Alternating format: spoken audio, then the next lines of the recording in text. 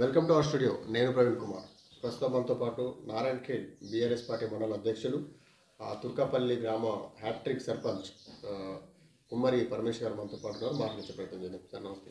నమస్తే ప్రవీణ్ భాయ్. నేను మీకు చాలాసార్లు ఫోన్ చేశాను, చాలా సందర్భాల్లో.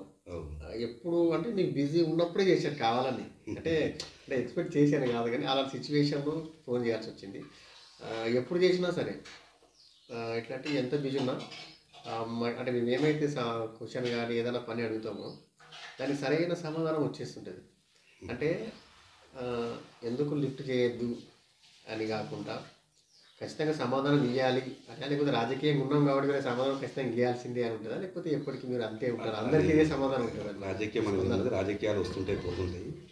మనం అనేది సమాజంలో ప్రతి ఒక్కరికి అంటే ఎప్పుడు ఏ టైం ఎట్లా ఉంటుందో తెలియదు కాబట్టి ఫోన్ కాల్ వచ్చిందంటే ఖచ్చితంగా లిఫ్ట్ చేసి దానికి సమాధానం ఇవ్వాల్సిన బాధ్యత ఉంటుంది కాబట్టి ఖచ్చితంగా ఫోన్ లిఫ్ట్ చేయడం.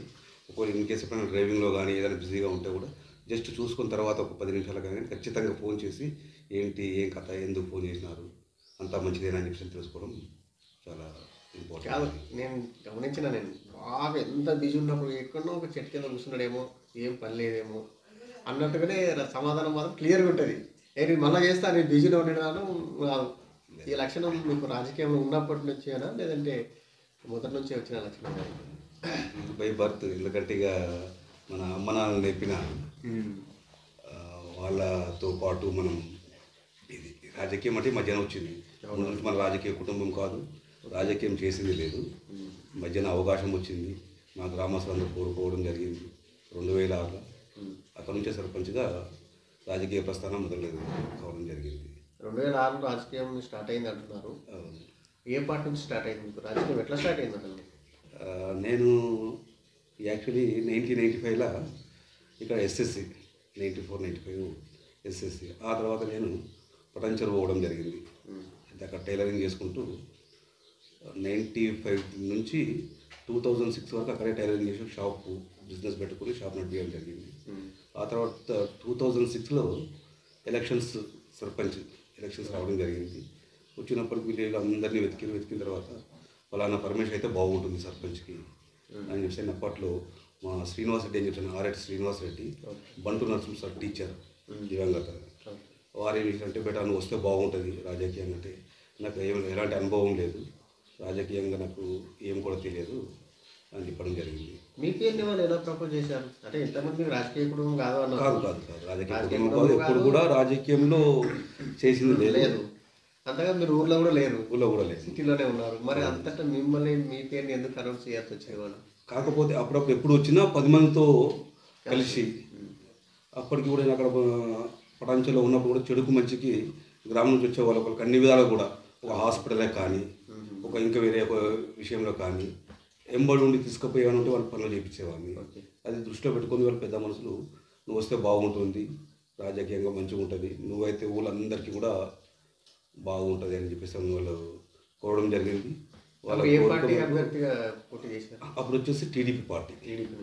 ఎందుకంటే విజయపాలరెడ్డి భూపాలరెడ్డి ఇద్దరు కూడా ఒకటే పార్టీలో ఉండి, మేము కూడా అప్పటి నుంచి ఎందుకంటే వెంకటరెడ్డి కుటుంబానికి అంటే రాజకీయంగా లేకున్నా వెంకటరెడ్డి కుటుంబానికి అభిమానులు, మా నాన్న వాళ్ళు కానీ మేము కానీ, మళ్ళీ మా గ్రామంలో కూడా ఇక వాళ్ళ కుటుంబానికి మంచి అభిమానులు ఉండేది.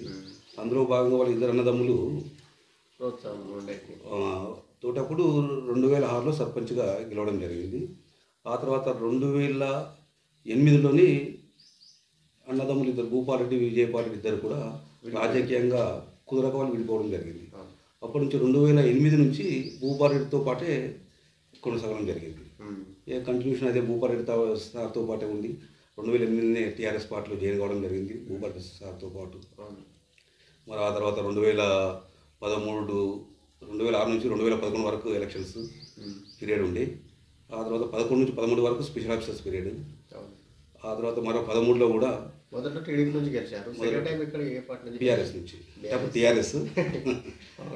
టీఆర్ఎస్ నుంచి నిలబడడం జరిగింది. నారాయణ ఖేడ్ మండలంలో టీఆర్ఎస్ పార్టీ నుంచి నిలబడ్డ దాంట్లో ఆ టైంలో తుర్కాపల్లి ఒకటి, రుద్రారం ఒకటి, అంటే అందరూ గెలిచిన తర్వాత మళ్ళీ టీఆర్ఎస్ పార్టీలోకి వచ్చి జాయిన్ అయ్యారు. కానీ ఒక పార్టీ చెప్పుకొని ఒక పార్టీ నుంచి కష్టపడి ఉద్యమాలు చేసి వచ్చింది అంటే ఫస్ట్ మేము, ఆ తర్వాత రుద్రారం. అవును. అప్పుడు మళ్ళీ 2013లో కూడా మా గ్రామస్తులందరూ అంటే అన్రిజర్వ్డ్ వచ్చింది.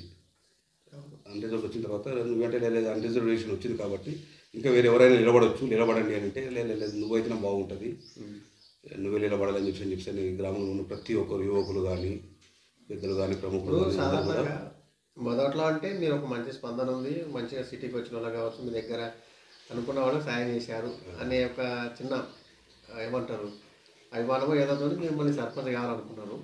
సెకండ్ టైం అంటే సర్పంచ్ అయిన తర్వాత ఒక విమర్శ అనేది జరుగుతుంది, ఏ సర్పంచ్ చేసినా కూడా చేయలేదు, ఏం అభివృద్ధి చేయలేకపోయాడు, తక్కువ అంటే తెలివి తక్కువ సర్పంచ్ చేసినాం అని కొన్ని దగ్గర అంటారు. మార్పు వచ్చేసింది, అప్పుడు ఎట్లుండే ఇప్పుడు ఎట్లా మారిపోయాడు అని అంటారు. అలాంటి మార్పులు మీకు ఏమైనా వచ్చినాయి? అటువంటిది ఏమో ఇంకా ఇంప్రూవ్ వచ్చింది. అట్లా కూడా మళ్ళీ ఇయ్యరు అట్లా అవకాశం.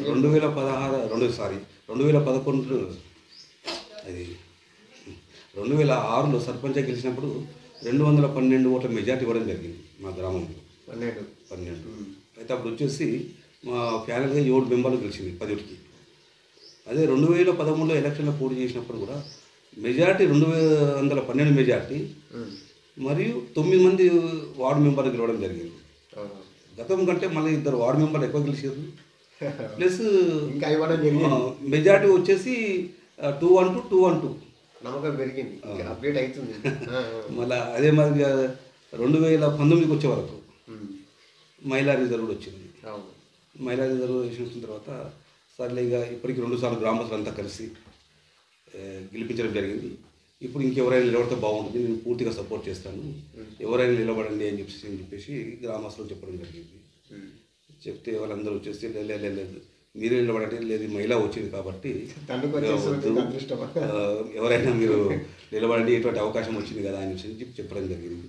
చెప్తే కూడా లేదని చెప్పి ఒక 2 రోజులు నేను వద్దు చాలా, ఎందుకంటే రాజకీయం మీరందరూ అవకాశం ఇస్తే 2 పర్యాలు చేయడం జరిగింది, ఇప్పుడు ఇంకొకరు చేస్తే బాగుంటుంది అని అంటే లేదు అది కాదని చెప్పి మా తుర్కాపురం ఉన్నటువంటి ఎంత గ్రామ మహిళలు మొత్తం వచ్చి ఇంటి దగ్గర కూర్చోవడం జరిగింది. లేదు ఖచ్చితంగా మీ భార్యను శ్రవంతమ్మని నిలబెడితేనే బాగుంటుంది, లేకపోతే కనుక మేమంతా మరి ఇదైపోతాము, అది కరెక్ట్ కాదు, ఖచ్చితంగా మీ కుటుంబం నుంచే ఉండాలి, అది కూడా మన శ్రవంతమ్మనే ఉండాలి, ఖచ్చితంగా మీరు నిలబెట్టాలి అదేంటే వద్దంటే కూడా వాళ్ళు వినకుండా అందరూ పట్టుబట్టి మరి ఎందుకంత మేడం నిలబడడం జరిగింది. ఎందుకు ఈ రకంగా ప్రజలు ఆకట్టుకోవడానికి మీరు చేసినటువంటి అభివృద్ధి ఏంటి, ఎందుకట్లా వారికి నేను చేసిందంటూ ఏ విధంగా అభిమానం, ఎందుకంటే ప్రతి ఒక్కరికి వచ్చినోరికి ఎవరు వచ్చినా మంచి చెడుకు ఖచ్చితంగా దగ్గరుండి నిలబడి చేస్తాను.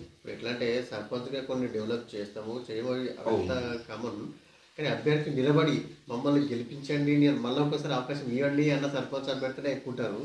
కానీ అది అక్కడ మాకు వద్దు, మీరే కొత్తలకు అవకాశం ఇవ్వండి అన్నప్పుడు లేదు మీరే కావాలి ప్రజలు మీ దగ్గర రావడం అనేది.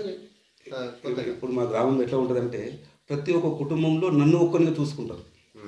నేను ఒక సర్పంచ్ అని కాకుండా వాళ్ళ ఇంట్లో ఒక కొడుకుగానో తమ్ముడుగానో అన్నగానో ఒక పిల్లాడినో అంటే ఆ మాదిరి, అంటే ప్రతి ఒక్క కుటుంబంలో ఆ మాదిరిగా చూసుకుంటారు, ఒక సభ్యుని లెక్క చూసుకుంటారు. కాబట్టి నేను కూడా అదే మాదిరిగా నేను వాళ్ళతో ఇంటాక్ట్ అయ్యి ప్రతి ఒక్కటి ఒక చెడు విషయమే కానీ, ఒక హాస్పిటల్ కానీ, ఒక పెళ్లి విషయం కానీ ఏది ఉన్నా ముందటుండి ఖచ్చితంగా నిలబడి చేయడం జరుగుతుంది. కేవలం అభిమానం కొద్దే మిమ్మల్ని ఈ బాధ్యతలు అప్పగించారా, లేదంటే వాళ్ళు అప్పగించిన బాధ్యతలతోటి గ్రామాన్ని ఏమన్నా వాళ్ళు అనుకున్న రీతిలో అభివృద్ధి ఏమైనా చేయగలిగారు? వాళ్ళ అభిమానంతో చేయడం జరిగింది, నా బాధ్యతగా నేను గ్రామాన్ని కూడా చాలా చేయడం జరిగింది. వాళ్ళు ఏం కోరుకున్నారు? మీకు సర్పంచ్ అయితే కావాలి అన్నారు అంటే ఒక నమ్మకం, వీళ్ళు అయితే ఖచ్చితంగా ఈ గ్రామానికి చేయగలుగుతారు అని మిమ్మల్ని తీసుకున్నారు. అది ఏంది వాళ్ళు ఏం కోరుకున్నారు, మీరు ఏం చేశారు గ్రామానికి?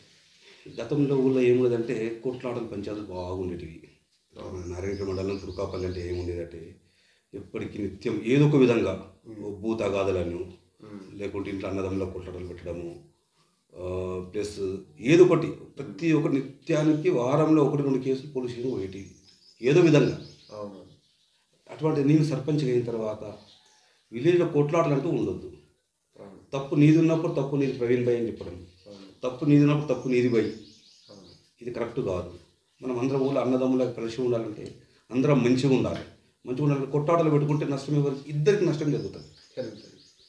మనం కలిసి సోదరభావంతో ఉన్నామంటే ఇద్దరికి మేలు జరుగుతుంది. కాబట్టి ఈ కొట్లాటను ప్రోత్సహించేది కాదు ముందుగా. అవును. దాంతో ఏంటంటే అమ్మాయి సర్పంచ్ దగ్గరికి ఏదానికి పోయినా కూడా ఇద్దరికి నచ్చజెప్పే ప్రయత్నం చెప్తాడు, మంచిగా చేస్తారు. విలేజ్ నుంచి ఏదన్నా ఇష్యూ వచ్చిందంటే బయటికి పోనివ్వడానికి అప్పుడు అందరికీ మంచి నమ్మకం.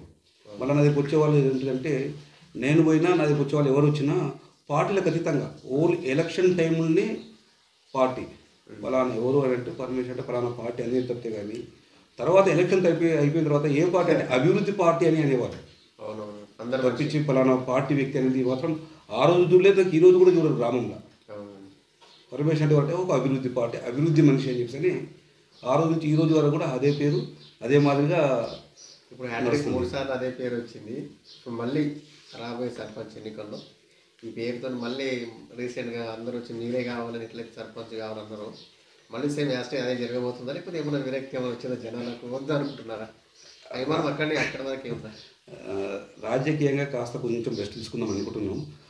సేవాపరంగా కూడా రెస్ట్ తీసుకుందాం సేవాపరంగా మాత్రం నిరంతరం అంటే నేను ఒక పరమేశ్గా ఉన్నన్ని రోజులు సేవాపరంగా కానీ ఒక మంచి చెడు విషయంలో కానీ రిటైర్మెంట్ ఉండదు, నిరంతరం సేవ చేసేట్లో ముందే ఉంటాను. అలా ఉంది. ప్రజలు మళ్ళీ అవకాశం ఇస్తారా మీరు తీసుకుంటే ఎట్లా అని మీరు అంటున్నారు? నాకు వద్దు రెస్ట్ తీసుకుంటాను. అవకాశం గతంలో కూడా ఇదే నన్ను ఎప్పుడు కూడా వద్దు అని అన్నారు. అంటే ఈ గ్రామంలో పార్టీలకు ఖచ్చితంగా పార్టీ అంటే నా ఉద్దేశం ఏంటంటే ఎప్పుడో ఒకసారి మనిషి మీద చాలా ఇంకా మళ్ళీ ఒకసారి చేంజ్ చేద్దాం అనేది ఉంటుంది. అట్లా వాళ్ళకి అనిపించింది అని మీకు ఎప్పుడైనా అనిపించింది అనేది? ఇక రాజకీయం ఎందుకంటే గ్రామంలో ఉన్నటువంటి ప్రతి ఒక్క ఓటర్స్ కానీ పబ్లిక్ కానీ చాలా మంచి అభిప్రాయంతో ఉన్నారు. కాకపోతే కొందరు లీడర్లు రాజకీయ నాయకత్వం ఎందుకంటే అపోజిషన్లో కొందరు లీడర్లు ఉంటారు కాబట్టి ఆ లీడర్లకు నేనంటే కొంచెం అసూయ తప్పితే కానీ ఈ గ్రామంలో ఉన్నటువంటి పార్టీలకు అతీతంగా ప్రతి ఒక్కరు నేనంటే అభిమానం, వాళ్ళంటే నాకు అభిమానం. ఎందుకంటే ప్రభుత్వం మారింది కదా, అక్కడ ఏమైనా మార్పు రావచ్చేమో. అయినా నేను 2006లో సర్పంచ్గా పోటీ చేసినప్పుడు సురేష్ షెట్కార్ గారు ఎమ్మెల్యే, నేను టీడీపీ గెలిచినప్పుడు. అదే 2013లో పోటీ చేసినప్పుడు మన దివంగత కిష్టారెడ్డి గారు ఎమ్మెల్యే, నేను బీఆర్ఎస్ సర్పంచ్గా. మరి 2019లో ఒకసారి అధికార పార్టీ ఎమ్మెల్యే ఉన్నాడు. కానీ నేను పనిచేసిన మొత్తం ఎక్కువ కాలం పనిచేసింది అపోజిషన్ పార్టీని సర్పంచ్గా పనిచేయడం జరిగింది. పార్టీతో నాకు సంబంధం లేదు. నేను అంటే ఎవరు అప్పుడు సురేష్ రెడ్డి గారు ఎమ్మెల్యే ఉన్నప్పుడు కూడా నేను ఎప్పుడైనా నా గ్రామం కోసం అడిగేవాడిని. జనరల్ బాడీ మీటింగ్ వచ్చినప్పుడు సార్ నా గ్రామానికి ఇది చేయండి, నా గ్రామానికి అది చేయండి అని చెప్పి అడిగేవాడిని. నేను అడిగిన దానికి నువ్వు మా పార్టీని కావాలని ఎప్పుడు కూడా లేదు. నేను ఏది అడుగుతుంది అప్పట్లో సార్ నాకు ఇబ్బంది ఉన్నది, మా పిల్లలు స్కూల్లో కింద కూర్చొని చదువుకుంటున్నారు, వాళ్ళకి ఒక అడిషనల్గా 3 క్లాస్ రూమ్లు ఇవ్వండి సార్ అంటే సురేష్ రెడ్డి గారు అప్పట్లో 2008లో 3 అడిషనల్ క్లాస్ రూమ్లు ఇవ్వడం జరిగింది. నేను అడిగితే కాదనకుండా, వాటికి సంబంధం లేకుండా అప్పుడు అవే నేనే స్వయంగా ఉండి కట్టించి పిల్లలకు మంచి స్కూల్లో చదువుకోవడం జరుగుతుంది. అదే మాదిరిగా మళ్ళీ కిష్టారెడ్డి గారు 2009 ఎమ్మెల్యే అయ్యారు, నేను 2013లో సర్పంచ్ అయిన తర్వాత కూడా సార్ మా దగ్గర పిల్లలకు మళ్ళీ ఇంకా క్లాస్ రూమ్ సరిపోవట్లేదు సార్ అని చెప్పి అంటే ఆర్ఎంసీ ఫేస్ కింద పెట్టేసి మళ్ళీ 4 రూమ్లు ఇవ్వడం జరిగింది, అడిషనల్ క్లాస్ రూమ్స్. పార్టీలకు అయితే నేను అడగడం జరిగింది, వాళ్ళు నా కోసం కాదు కదా గ్రామం కోసమే అడుగుతున్నారు సర్పంచ్ సభ అని చెప్పి ఆ రోజుల్లో కిష్టారెడ్డి కూడా ఇవ్వడం జరిగింది. దాంతో విలేజ్లో డెవలప్మెంట్ చేసుకుంటూ పోవడం జరిగింది. వ్యక్తిగతంగానే మొత్తం మీద మీకు అభివృద్ధి చేసుకుంటూ వెళ్తారు. ప్రజలు ఒక ఫ్యామిలీ రిలేషన్ ఏది అడిగినా ప్రజల కోసమే అడుగుతాడు, ప్రజల కోసమే చేస్తాడు అనేది లీడర్ ప్రతి ఒక్కరికి. మీరు మండల అధ్యక్షులుగా ఎన్నాళ్ళ నుంచి పనిచేస్తున్నారు? 2 years అవుతుంది మండల అధ్యక్షుడు. ఈ అవకాశం ఎట్లా వచ్చింది? మిమ్మల్ని ఎట్లా గుర్తించారు అధ్యక్షుడు చేయాలి అని? కానీ ఇక మా గౌరవ మాజీ శాసనసభ్యులు మహారెడ్డి భూపారెడ్డి గారు హ్యాట్రిక్గా సర్పంచ్గా పనిచేసినప్పటికి కూడా అంతకాలం చేయాలి, రీసెంట్గా ఎందుకు మీకు అవకాశం ఇవ్వడం? అది ఎందుకంటే దాంట్లో పోటీ చాలామంది ఉంటారు. ఎందుకంటే బీఆర్ఎస్ పార్టీ నుంచి మన అధ్యక్షుడు నాకు కావాలని చెప్పేసి ఎమ్మెల్యే గారికి అంటే అప్పుడు మాజీ ఎమ్మెల్యే మా భూపారెడ్డి గారికి చాలామంది అడగడం జరిగింది. సార్ మరి మాకు ఒకసారి మండల పార్టీ అధ్యక్షుడిగా అవకాశం ఇవ్వండి సార్ అని చెప్పి సార్ కూడా ఎటువంటి వారు అంటే అందరితో మంచిగా అంటే ఒక ఫ్రెండ్లీగా అంటే తను ఒక ఎమ్మెల్యే వీళ్ళు ఒక సర్పంచులైన కార్యకర్తలను చూసేవారు కాదు, ఒక కుటుంబ సభ్యులు లెక్కనే చూసుకునేవారు భూపారెడ్డి గారు. అందరూ రావడం జరిగింది, ఆయన కలవడం జరిగింది. సార్ మాకు ఇట్లా ఒకసారి అవకాశం ఇవ్వండి అని చెప్పాను. సుమారు ఒక 10ల సంఖ్యలో పార్టీ మండల అధ్యక్షుని కోసం పోటీలో ఉన్న తర్వాత నేను అసలు సార్ గారికి అడగలేదు. సార్ నాకు మండల అధ్యక్షుడుగా ఇవ్వండి సార్ కూడా అడగలేదు. వాళ్ళే అంటే నా కష్టాన్ని, నేను పబ్లిక్లో ఉండే పనితీరును చూసి అందరు అడిగిన తర్వాత నాకు ఫోన్ చేసి, బాబు మీరు మండల పార్టీ అధ్యక్షుడు ఉంటే బాగుంటుంది, ఎందుకంటే నాకు అడిగే వాళ్ళు చాలామంది ఉన్నారు, కానీ మిమ్మల్ని ప్రపోజల్ చేస్తున్నా, మీరేమంటారు అంటే, సార్ అడిగే వాళ్ళకి ఇస్తే బాగుంటుంది సార్, నేనైతే మిమ్మల్ని అడగడం లేదు, పార్టీ కోసం సేవ చేయడానికి ముందరనే ఉంటా, మీతో పాటే ఉంటా, కానీ అడిగే వాళ్ళకి ఇస్తే బాగుంటుంది సార్ అంటే, అడిగే వాళ్ళకి ఇస్తే బాగానే ఉంటుంది, కానీ మీలాంటి వాళ్ళకి ఇస్తే పార్టీ ఇంప్రూవ్ అవుతుంది, బాగుంటుంది, మీరు ఉండాలి అని చెప్పేసి అవకాశం అనేది చెప్పడం జరిగింది. అవకాశం మిమ్మల్ని మండల స్థాయిలో అవకాశం ఇచ్చారు, మీరు అనుకున్నప్పటికీ అంటే అందరికీ కావాలనే ఉంటుంది, కానీ అవకాశం అడిగే వాళ్ళని కానీ మీ ఆలోచన విధానం ఉండేది. అంటే మండల వ్యాప్తంగా ఒక మండల అధ్యక్షుడిగా అన్నప్పుడు మీరు తాలూకా లీడర్, అన్ని రాజకీయ పార్టీ గురించి ఏం చెప్తారు? మీరు టీడీపీ గవర్నమెంట్ చూశారు, కాంగ్రెస్ గవర్నమెంట్ చూశారు, బీఆర్ఎస్ 3 గవర్నమెంట్ చూశారు, ఈ గవర్నమెంట్లో పనిచేశారు. ఇప్పుడున్నటువంటి కాంగ్రెస్ రీసెంట్గా ప్రభుత్వం ఏర్పడింది, ఈ ప్రభుత్వం మీద ఏమంటారు? అంటే కాంగ్రెస్లో ఉన్నప్పుడు అభివృద్ధి జరిగిందా, బీఆర్ఎస్ ఉన్నప్పుడు అభివృద్ధి జరిగిందా, మొత్తం ఈ ప్రభుత్వాల గురించి ఏం మాట్లాడతారు? వాస్తవం చెప్పుకోవాలంటే ఏ పార్టీ ఉన్నప్పుడు ఆ పార్టీ మేమే చేసామని గొప్ప చెప్పుకోవడం అది సహజం పార్టీలల్లో.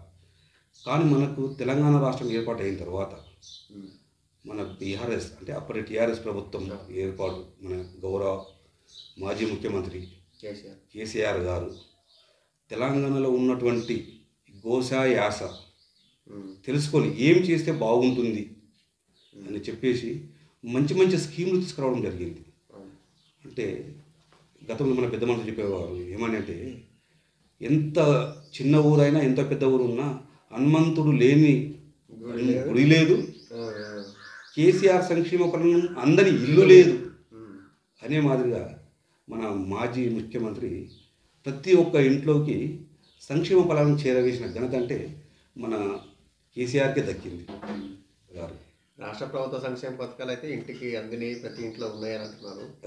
ఇక్కడ నారాయణఖేడ్లో ఎమ్మెల్యే గారితో మీరు బాగా సన్నిహితులు, బాగా దగ్గరగా ఉన్నటువంటి అంటే తెలుసు అందరికీ. నియోజకవర్గం ఎట్లా అభివృద్ధి చెందింది, రాజకీయ పార్టీలు ఎట్లున్నాయి, ఎట్లా సాగి? నియోజకవర్గానికంటే గతంలో కూడా చాలామంది గతంలో కూడా చాలామంది ఎమ్మెల్యేలుగా చేయడం జరిగింది. కిష్టారెడ్డి గారు 4 పర్యాయాలు చేయడం జరిగింది. అంతకుముందు సురేష్ శెట్కర్ వాళ్ళ నాన్న మన విజయపారెడ్డి చేయడం జరిగింది, ప్లస్ వెంకటరెడ్డి కూడా చేయడం జరిగింది, సురేష్ శెట్కర్ చేయడం జరిగింది. కానీ గతంతో పోల్చుకుంటే తెలంగాణ రాష్ట్రం ఏర్పాటైన తర్వాత మన మాజీ శాసనసభ్యులు మహారెడ్డి భూపారెడ్డి గారు తను నిత్యం పబ్లిక్లో వండుకుంటూ, గతంలో గెలిచిన వాళ్ళు ఏముండేదంటే ఏదైనా అభివృద్ధి కార్యక్రమాలు ఉంటేనే ఆ కార్యక్రమంలో పాల్గొని మిగతా రోజులు హైదరాబాదు ఎక్కడెక్కడ ఉండేవారు.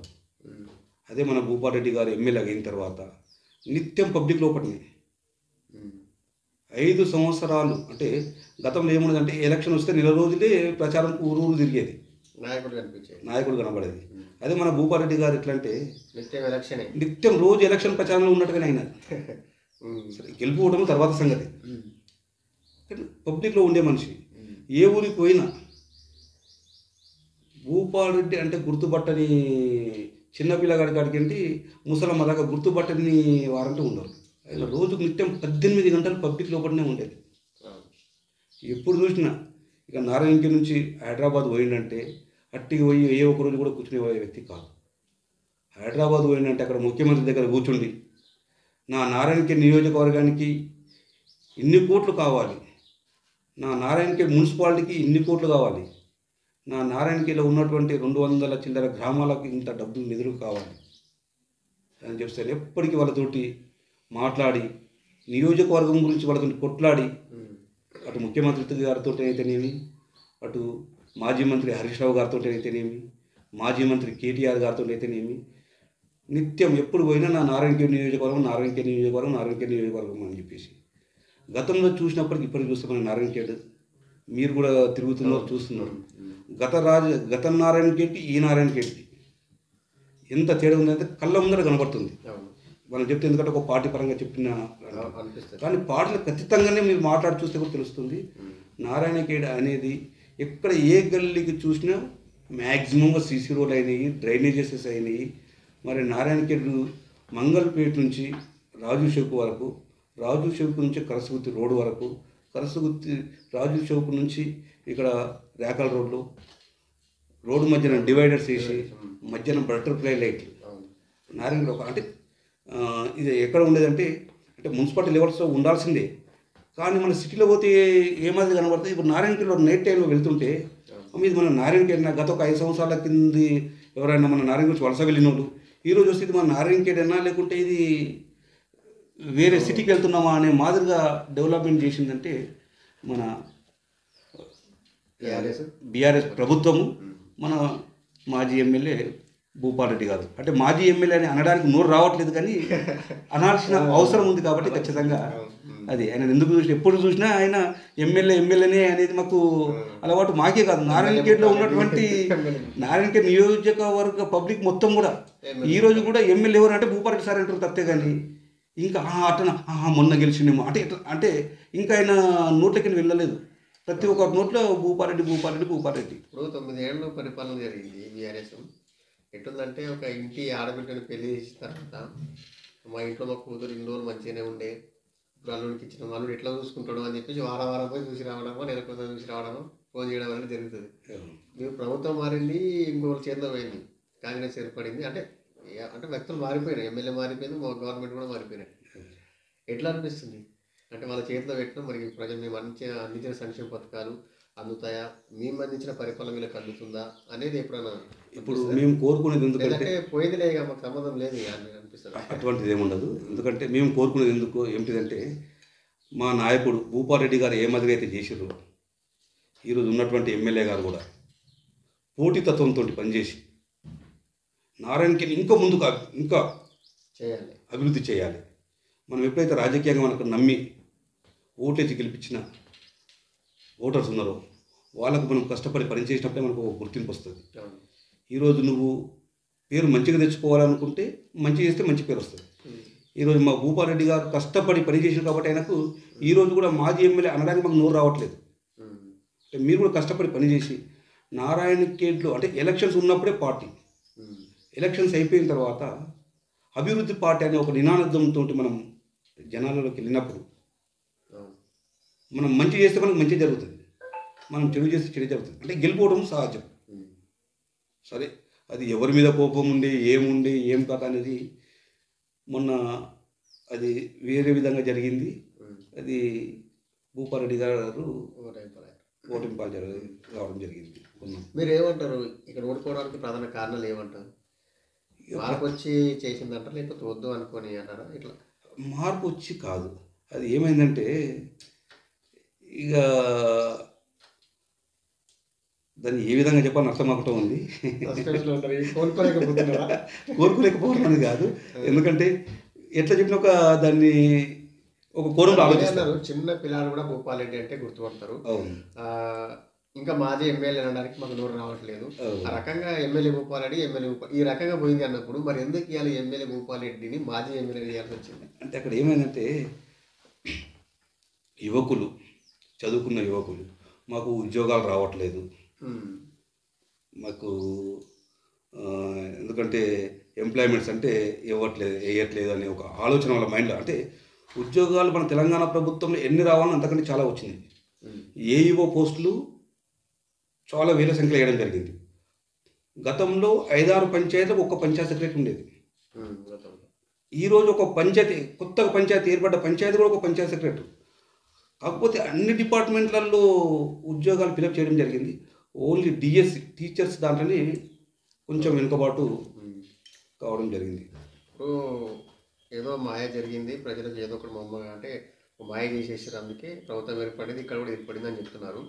రానున్న సర్పంచ్ ఎన్నికలు కావచ్చు, జెడ్పీటీసీ కావచ్చు, ఎంపీ కావచ్చు, ఇంకా ఎలక్షన్స్ ఉన్నాయి, ఒకటి మాత్రమే జరిగింది. ఈ అన్ని ఎన్నికల్లో కూడా సేమ్ అదే ప్రభావం ఉంటుందా? లేదంటే చైతన్యం అయ్యారా మీరు? అట్లా మాయ చేసి చైతన్యం నాయకులు కావాల్సిన అవసరం లేదు. చైతన్యం ఇప్పుడు ఓటర్స్ చైతన్యమైంది. ఎందుకోసం గతంలో ఏంటంటే ఒక పార్టీకి ఓటేసి నేను ఓటేసి అని చెప్పేవాళ్ళు కాదు. ఇప్పుడు చెప్తున్నారు. ఈరోజు ఏం చెప్తున్నారంటే పోయి ఎప్పటికీ కేసీఆర్కి ఓటేస్తోని వేయలేదు, ఈసారి నేను కేసీఆర్కి ఓటు వేయలేదు, నేను కాంగ్రెస్ పార్టీకి ఓటేసిన మమ్మల్ని మొత్తం ముంచే ఇప్పుడే కరెంటు పోతుంది, ఇప్పుడే రైతు బంధు రాకపోయే, ఈ సంక్షేమ ఫలాలు పెన్షన్ 2000 4000 ఇస్తున్నాడు, 4000 ఇవ్వకపోయాయి, డిసెంబర్ 9 2 లక్షల రుణమాఫీ మీరు బ్యాంకులు తెచ్చుకొని అని చెప్పిండు, ఇవి చేయకపోయే, అట్టి మాయల ప్రభుత్వం ఉంది, మాయ మాట అని చెప్పి మోసం చేసిందని చెప్పేసి కళ్ళకు గంతలు కట్టినట్టుగా వాళ్ళకు కళ్ళ ముందటే కనబడుతుంది ఓటర్స్కి. అమ్మ మేము మోసం చేసుకున్నామని చెప్పి వాళ్ళ నోటి నుంచి వాళ్ళే చెప్తున్నారు. ప్రభుత్వాలు చేసినటువంటి దాని మీద మీరు ఈ ఎన్నికల్లో ప్రచారం అంటే ఎట్లా ప్రచారం నిర్వహిస్తారు? మీరు ఏమైనా స్పెషల్గా ఇప్పుడు సర్పంచ్, నెక్స్ట్ జెడ్పీ కావచ్చు, ఎంపీటీసీ అంటే ఎంపీపీ, ఆ జెడ్పీ చైర్మన్ కావచ్చు, ఇంకా పెద్దగా ఏమైనా ఆశిస్తున్నారా మీరు?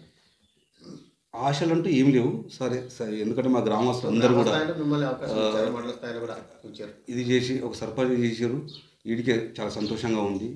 రేపటికి ఆ అవకాశాలు వస్తే చెప్పలేము, కానీ ఈరోజు ఉన్న కాడికైతే హ్యాపీగా సంతోషంగా ఉంది. నిజం చెప్పండి, మీకు అవకాశం రావాలంటే లేదా భవిష్యత్తులో? అంటే అవకాశం రావాలని నేను కోరుకోవట్లేదు, అవకాశం తన్నుకొస్తే చెప్పలేదు. ఎవరైనా ఒక మెట్టు పెరగాలనే కోరుకుంటారు, ఎవరు కూడా పెరగాల తగ్గొద్దని ఎవరు కోరుకోరు. మీరు కూడా ఇంకా పై స్థాయిలో రావాలి అని ఎప్పుడు కూడా మీకు రీసెంట్గా మండల అధ్యక్షుడు కోరికలు చాలా ఉంటాయి, ఆ కోరికలు కరెక్ట్ కాదు. ఉన్నదానికే సంతోషపడడం చాలా మంచిది. ఎందుకంటే ఇప్పుడు సర్పంచ్ కావాలనే కోరికలు చాలా మందికి ఉన్నాయి, కాలేకపోయినారు. నాకు అవకాశం ఇచ్చారు మా తుర్కపల్లి గ్రామస్తులు. ఒక్కసారి కాదు, 2 సార్లు కాదు, 3 సార్లు సర్పంచ్ కావడం జరిగింది. ఇంతకంటే గొప్ప ఆనందం ఇంకేముంది? మండల స్థాయిలో కూడా ఏమైనా ఆశిస్తారు భవిష్యత్తులో? ఆశ అంటూ ఏం లేదు. మా గ్రామంలో జరిగినటువంటి అవకాశాలు వస్తే మండల స్థాయిలో కూడా ఖచ్చితంగా ఉంటుంది, నిర్వర్తిస్తాం. తెలంగాణ రాష్ట్రం ఏర్పడిన తర్వాత బీఆర్ఎస్ అధికారంలోకి వచ్చిన తర్వాత అవకాశం అంటే గ్రామాలలో అవకాశాలు ఇచ్చినాం, అభివృద్ధి చేసినాం, మార్పులు చేసినాం అని చెప్తుంది బీఆర్ఎస్ ప్రభుత్వం. ఆ మార్పు ఏంది, అవకాశాలు ఏంది, ఎక్కడ వచ్చినాయి? ఎస్, కరెక్టే. తెలంగాణ రాష్ట్రమే కాకుండా మన నారాయణఖేడ్ నియోజకవర్గంలో మన గౌరవ మాజీ ముఖ్యమంత్రి వర్యులు కేసీఆర్ గారు, మన నారాయణఖేడ్ నియోజకవర్గ అభివృద్ధి ప్రదాత మాజీ శాసనసభ్యులు భూపాలరెడ్డి గారి చొరవతో నారాయణఖేడ్ నియోజకవర్గంలో 56 నూతన పంచాయతీలు అంటే ఎస్టీ తాండా పంచాయతీలు ఏర్పాటు చేయడం జరిగింది. అంటే దానికి కాన్స్టిట్యున్సీ మన నారాయణఖేడ్ నియోజకవర్గం టోటల్గా 56 కొత్తగా అంటే పంచాయతీలు ఏర్పాటు చేయడం జరిగింది. అది గతంలో కూడా ప్రభుత్వాలు చేసినాయి, గతంలో కూడా నాయకులు ఉన్నారు, కానీ ఎప్పుడు కూడా ఎస్టీ సోదరులు వాళ్ళ పంచాయతీని వాళ్ళు పరిపాలించుకునే ఆలోచన ఏ నాయకునికి రాలేదు. అది మన తెలంగాణ రాష్ట్రం ఏర్పాటు అయిన తర్వాత మన కేసీఆర్ గారికి ఇక్కడ మన భూపాలరెడ్డి సార్ గారికి ఆ ఆలోచన వచ్చి 56 పంచాయతీలను నూతనంగా ఏర్పాటు చేసుకోవడం జరిగింది. అందులో భాగంగా నేను నారాయణఖేడ్ మండలంలో గతంలో 27 పంచాయతీలు ఉండే, ఈరోజు 50 పంచాయతీలు అంటే 23 ఎస్టీ పంచాయతీలు చేసుకోవడం జరిగింది. ఈరోజు 23 గ్రామాలకు ఎస్టీ సోదరులే సర్పంచులుగా కావడం జరిగింది. అక్కడే అంటే ఎవరి పాలన వాళ్ళు చేసుకోవడం, అంటే నా గ్రామాన్ని నేను అభివృద్ధి చేసుకుంటే బాగుంటుంది, ఎవరి గ్రామానికి వాళ్ళు అభివృద్ధి చేసుకుంటే బాగుంటుంది, తారతమ్యం లేకుండా. గతంలో ఏముండేది, ఎప్పుడైతే అవకాశం వచ్చి రిజర్వేషన్ ఎస్టీ అని రిజర్వేషన్ వస్తేనే వాళ్ళు సర్పంచులుగా అయ్యేది. ఈరోజు ఏదైతే చిన్న గ్రామ పంచాయతీ అంటే ఒక చిన్న తాండా ఉన్న, ఒక పెద్ద తాండా ఉన్న, ఆ తాండాకు వాళ్ళే సర్పంచ్గా వాళ్ళే పరిపాలించుకోవడం. మరి గతంలో మన నారాయణఖేడ్ నియోజకవర్గానికి మన ముఖ్యమంత్రి రావడం జరిగింది ఒక సంవత్సరం కిందట. వచ్చినప్పుడు ప్రతి ఒక్క గ్రామానికి 20 లక్షల రూపాయలు ఎస్డిఎఫ్ నిధులు, స్పెషల్ డెవలప్మెంట్ కింద ప్రతి ఒక్క గ్రామానికి 20 లక్షల రూపాయలు నిధులు ఇవ్వడం జరిగింది. అప్పుడు ఏమైపోయేదంటే ఈ 23 పంచాయతీలు మన నారాయణఖేడ్ మండలంలో తర్వాత ఇచ్చారా అంటే మన పంచాయతీలు ఏర్పడి మనకు 5 years అయిపోయింది. అంటే మన అంటే ప్రతి ఒక్క గ్రామానికి 20 లక్షల రూపాయలు రావడం మూలంగా ప్రతి ఒక్క గ్రామంలో అంటే చిన్న తాండానే కానివ్వండి, మన ముందున్న పంచాయతీలు కానివ్వండి, సీసీ రోడ్లు కానీ ఇంకొక విధంగా కానీ డెవలప్మెంట్ చేయడం జరిగింది. అప్పుడు ఉమ్మడి పంచాయతీగా ఉన్నప్పుడు ఏముండేది అని అంటే ఒక గ్రామానికి వచ్చినప్పుడు అదే గ్రామంలోని తాండాలకు కొంచెం చిన్న చూపు చూసేది, నా గ్రామానికి డెవలప్మెంట్ చేసుకోవాలనే ఆలోచన ఉండేది. ఈరోజు మన తెలంగాణ రాష్ట్రం ఏర్పాటు అయిన తర్వాత ఒక గ్రామానికి పెద్ద గ్రామం ఉన్నా ఒక డంప్ యార్డు, ఒక శ్మశాన వాటిక, ఒక పల్లె ప్రకృతి వనము, ఒక క్రీడా ఆ, మైదానము, ఎవరి వాట వాళ్ళకన్నట్టు. ఎవరి వాట వాళ్ళకి అన్నట్టుగా ఈరోజు ఒక తాండ పంచాయతీ కూడా ఖచ్చితంగా అవసరం. జీపీకి ఒక ట్రాక్టర్ ఇవ్వడం జరిగింది, ఒక శ్మశాన వాటిక కట్టివ్వడం జరిగింది, ఒక డంప్ యార్డ్ కట్టియడం జరిగింది, ఒక పల్లె ప్రకృతి వనం కట్టియడం జరిగింది. ఒక పెద్ద గ్రామ పంచాయతీ ఏం అవసరమో చిన్న తాండా కూడా ఖచ్చితంగా ఇచ్చారు. టీకేపీ తెలంగాణ క్రీడా ప్రాంగణం అని చెప్పేసి చేయడం జరిగింది. అన్నప్పుడు అభివృద్ధి అనేది కళ్ళ ముందటే కనబడుతుంది. అట్టిగా ఏదో చెప్పుకుంటే దాగిటివి కావివి. ఏ గ్రామం పోయి చూసినా ఇవన్నీ కనబడతాయి. అందులో భాగంగా మా తుర్కపల్లి గ్రామంలో నేను 15 సంవత్సరాల నుంచి సర్పంచ్గానే ఉన్నాయి ఇక్కడ. కానీ వాటర్కు అంటే తాగే నీళ్ళ కోసం ఎంత ఇబ్బంది ఉండేదంటే చెప్పరానటువంటి ఇబ్బంది.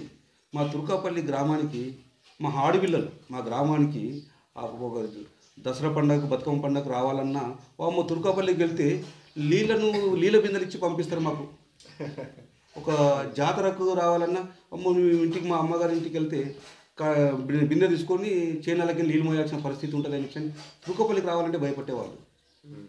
మన తెలంగాణ ప్రభుత్వం ఏర్పాటు అయిన తర్వాత మిషన్ భగీరథ స్కీమ్ కింద మన నారాయణఖేడ్ నియోజకవర్గమే కాదు యావత్ తెలంగాణ రాష్ట్రంలో కూడా ఏ ఒక్క మహిళా సోదరిమణి బయటికి వెళ్లకుండా తన ఇంటి ముందర కూర్చొని నల్ల తిప్పితే నీళ్ళు వచ్చే విధంగా మన తెలంగాణ ప్రభుత్వం ఏర్పాటు చేయడం జరిగింది. అంటే ఇది మార్పు ఉన్నదా లేదా అనేది మనకు కళ్ళ ముందర అయితే కనబడుతుంది కదా. ఏవో గొప్పలు చెప్పుకోవడం కాదు, చేసినే చెప్పడం, జరిగేదే చూపెట్టడం. అంటే ఇటువంటి అభివృద్ధి జరిగింది. అదే మాదిరిగా మా తుర్కాపల్లిలో కూడా ఒక పిఎస్సి బిల్డింగ్ హాస్పిటల్, యాక్చువల్గా పిఎస్సి అనేది ఒక మండల లెవెల్లో ఉండదని మొదట్లో నాకు అనుమానం వచ్చింది ఉంటుంది. కానీ మా తుర్కాపల్లి గ్రామంలో పిఎస్సి బిల్డింగ్ కట్టుకోవడం జరిగింది. చుట్టుముట్టు నుంచి 25 గ్రామాల తుర్కాపల్లికి వచ్చి ఓపీ ద్వారా నిత్యం చూపించుకోవడం జరుగుతుంది. ఇక్కడే ప్రసవాలు కూడా జరుగుతుంటాయి. అంటే తుర్కాపల్లికి పోతే అన్ని స్పెసిలిటీస్ బాగున్నాయి. దానికి కూడా పెద్దల కృషి కూడా చాలా ఉంది. ఎందుకంటే మా తుర్కాపల్లిలో రిటైర్డ్ విఠల్ డాక్టర్ అని చెప్పేసి సంగారెడ్డి గవర్నమెంట్ హాస్పిటల్ సూపరింటెండెంట్గా పనిచేశారు. వారు ముందు చూపుతో వాళ్ళ సోదరుడు కృష్ణమూర్తి సార్ అని చెప్పేసి వారు ముందు చూపుతో ఆ రోజుల్లో తుర్కాపల్లిలో ప్రభుత్వం ద్వారా భూమి కొనడం జరిగింది. ఆ భూమి ఉండడం మూలంగానే ఈరోజు ఇక్కడ హాస్పిటల్ పిఎస్సి కట్టుకోవడం జరిగింది. ఆ స్కూల్ కూడా వాళ్ళ చొరవతో ఆ స్కూల్ బిల్డింగ్ కట్టుకోవడం జరిగింది. ఈరోజు అక్కడ డంప్ యార్డ్ కానీ, శ్మశాన వాటిక కానీ, పల్లె ప్రకృతి వనం కానీ ఆ రోజు వాళ్ళు సమకూర్చింది. అంటే విలేజ్లో రైతులు అమ్మితే ప్రభుత్వం ద్వారా కొనుక్కొని ఆ ప్లేస్లో వాళ్ళు కాపాడింది. కాబట్టి ఈరోజు నేను ఇవన్నీ చేయడం జరిగింది. అంటే వాళ్ళ చొరవ కూడా, అంటే పార్టీలకు ఖచ్చితంగా వాళ్ళ చొరవ కూడా ఇలా చాలా ముఖ్యంగా ఉంది. కాబట్టి ఈరోజు అన్నింటిలో కూడా ముందు రంగంలో తుర్కాపల్లి నారాయణఖేడ్ మండల్ లోపలనే తుర్కాపల్లి అంటే నారాయణఖేడ్ తుర్కాపల్లి అంటే అభివృద్ధిలో ముందు రంగంలో ఉండడానికి మా గ్రామంలో ఉన్నటువంటి పార్టీల ఖచ్చితంగా అందరి కృషితోటి ఈరోజు ఇంత అభివృద్ధి చేసుకోవడం జరిగింది. రైట్, ఇది పరమేశ్ సార్ గారు మాతో చెప్పినటువంటిది. మొత్తం మీద ప్రభుత్వాన్ని ఎండగట్టేశారు. బీఆర్ఎస్ ఉన్నప్పుడు మాత్రం ప్రతి ఇంటికి సంక్షేమ పథకాలు ఉంది. ప్రతి ఇంటికి ప్రభుత్వ అధికారులకు కేసీఆర్ గారు కావచ్చు, భూపారెడ్డి గారు కావచ్చు, చిన్న పిల్లడైనా సరే మా పేర్లు చెప్తారు. ఆ రకంగా మేము అభివృద్ధి చేసినాం. కానీ ఇప్పుడు ఉన్నటువంటి స్థానిక ఎన్నికల్లో అంటే ఎమ్మెల్యే ఎన్నికల్లో మాకు అసలు ఏం చెప్పలేకపోతున్నాం. అసలు ఎట్లా జరిగింది అనేది వాళ్ళు ఎట్లా మొబైల్ పెట్టినో తెలియదు. మొత్తం మీద అయితే మేము ఓడిపోవడం అనేది జరిగింది. భవిష్యత్తులో రానున్న ఎన్నికల్లో కూడా ఈ ప్రభావం పడనీయం. అప్పుడైతే ఏమేమి గెలుస్తున్నాం అనుకునే ఒక భ్రమలో కూడా పోయినట్టే అనుకున్నారు. కానీ ఇప్పుడు మాత్రం వాళ్ళు పోయే అవకాశం లేదు. ప్రజలు మారిపోయారు. అది కాంగ్రెస్ ప్రభుత్వం ఏర్పడిన ఒక నెల రోజుల్లోనే ప్రజలకు విరక్తి అనేది వచ్చింది. రానున్న ఎన్నికలు ఖచ్చితంగా ఓటు రూపంలో ప్రజలు చూపించబోతున్నారని చెప్తున్నారు. వాళ్ళ వ్యక్తిగతంగా అయితే సర్పంచ్కి హ్యాట్రిక్గా 3 సార్లు అవకాశం ఇచ్చారు. మండల స్థాయిలో కూడా ఇదే ప్రభావం మాకు మండల స్థాయిలో అవకాశం ఇస్తే ఖచ్చితంగా మండల ప్రజలకు సేవలు అందించడానికి సిద్ధంగా ఉన్నారని వాళ్ళు చెప్తున్నారు. కెమెరా పర్సన్ శ్రీనితో ప్రవీణ్ కుమార్, అరకేడ్.